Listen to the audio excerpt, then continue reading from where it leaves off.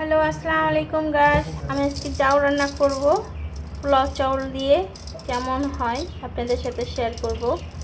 আপনারা আমার সাথে থাকবেন।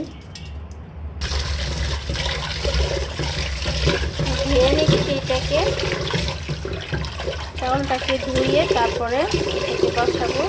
আমি এখন এটার ভিতরে পানি দিয়ে জাল ধরা দিলাম। পানিটা এখন একটু গরম হবে। আর আমি এই যে চাউলটা এভাবে রেখে দিচ্ছি, ধুয়ে একটু পানি দিয়ে রাখবো। এখন এটাকে একটু ভিজায় রাখবো। রাখার পরে যে পানিটা বলক আসলে চাউলটা আমি দিয়ে দিব।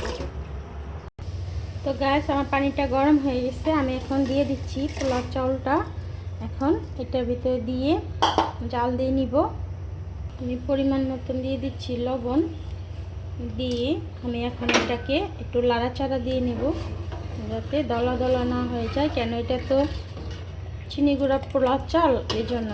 আর এটা রান্নার কারণ আমাদের বাসায় একজনের যে পেটে একটু ট্রাবল দেখা দিচ্ছে, সেই জন্য ওনার জন্য আমি যা রান্না করে দিচ্ছি। এটা রেসিপিটা আপনাদের সাথে শেয়ার করলাম যে কিভাবে যাটা রান্না করতে হয়। তো দেখতে পাচ্ছেন এই যে আমার যাটা এরকম হয়ে গেছে। আমার রান্না হয়ে আসছে, আর অল্প একটু হলেই দেখাবো। শেষ পর্যন্ত আমার সাথে থাকবেন। তো দেখতে পারলেন আপনারা আমি কিভাবে করে যাও রান্নাটা করলাম।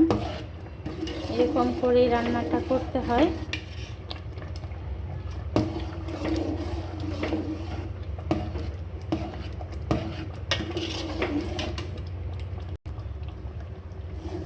এভাবে করে এখন হয়ে গেল। এই তো আমার বাসমতি চাউলের চাউ রান্না।